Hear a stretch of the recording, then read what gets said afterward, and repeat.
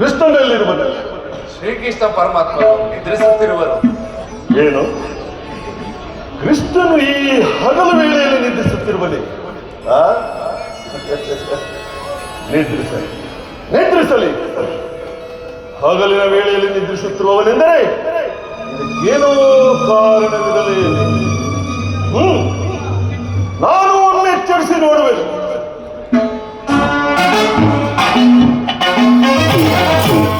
ಕೃಷ್ಣ, ವಾಸುದೇವ, ಭಾಮಾರಮಣ, ಇವನೆಂತಹ ನಿಶ್ಚಿತ ಪುರುಷನೆಯ. ರಾಜ್ಯ ಕೋಶಾಧಿಕಾರವನ್ನೆಲ್ಲ ತನ್ನಣ್ಣನ